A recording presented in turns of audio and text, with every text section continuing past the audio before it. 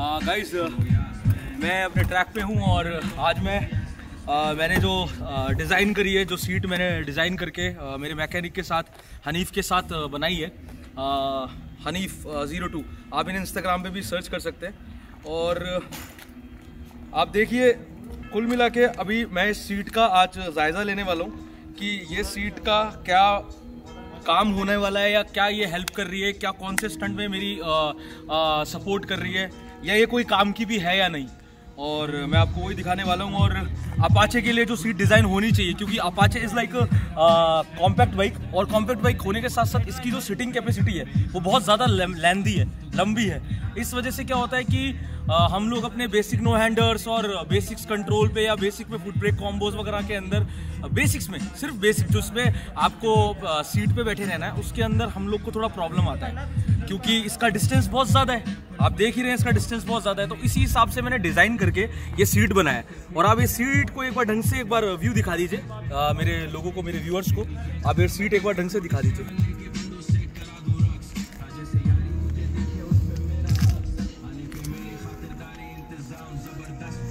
बस रेडी। और आपको दिखाता हूँ मैं इसमें स्टंट करके कि क्या ये सीट काम की है या नहीं है।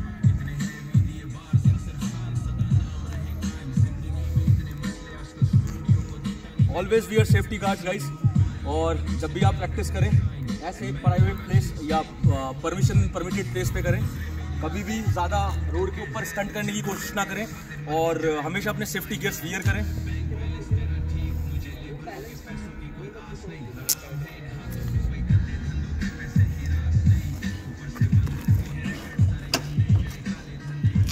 सबसे पहले मैं बेसिक नो अंडर व्हील मारने वाला हूँ कि ये सीट बेसिक नो अंडर पे कैसी है।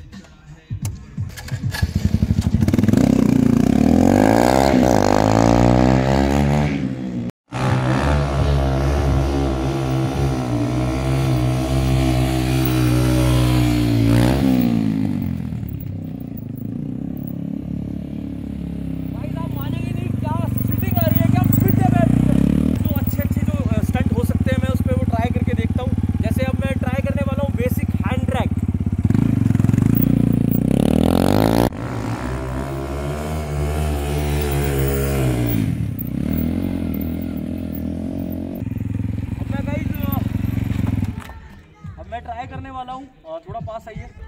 अब मैं ट्राई करने वाला हूँ इस बेसिक नो हैंडर व्हीली को कन्वर्ट इनटू सर्कल्स।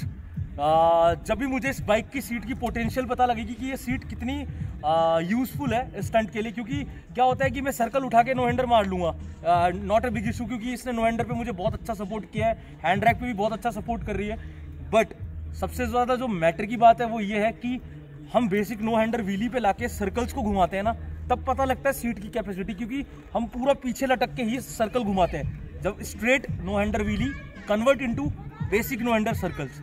अब मैं ये वाला कॉम्बो करूंगा।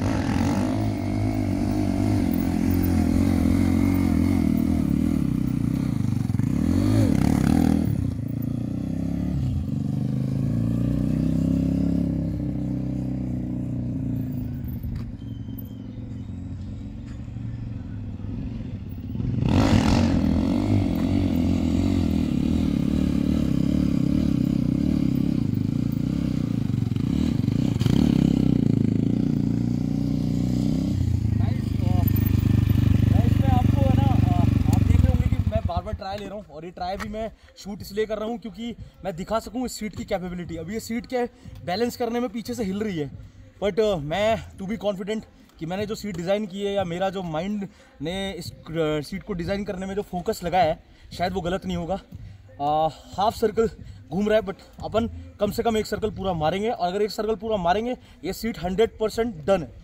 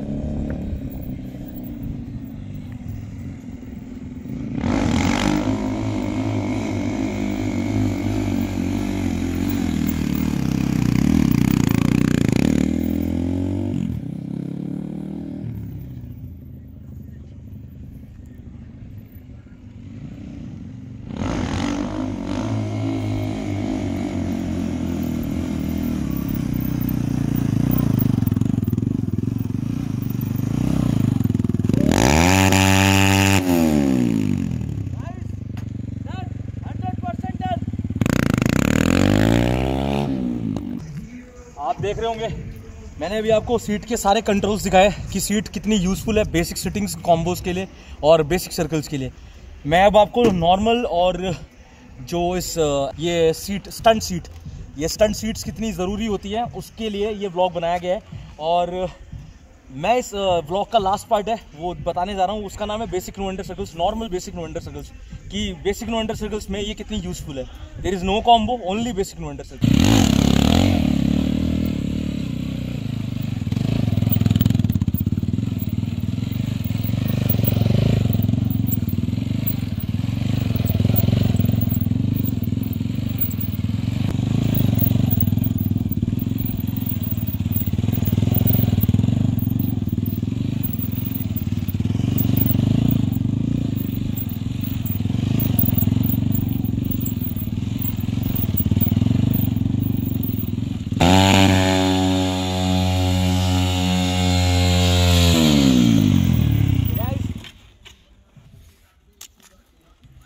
हमारा व्लॉग यहीं ख़त्म होता है। Thank you. और अगर आपको अच्छा लग रहा है तो सब्सक्राइब करिए, शेयर करिए, कमेंट कीजिए और मुझे कोई आइडिया दीजिए कि मैं आप लोगों के लिए और भी कुछ खतरनाक व्लॉग्स लेके आता रहूँ। Stunt hard.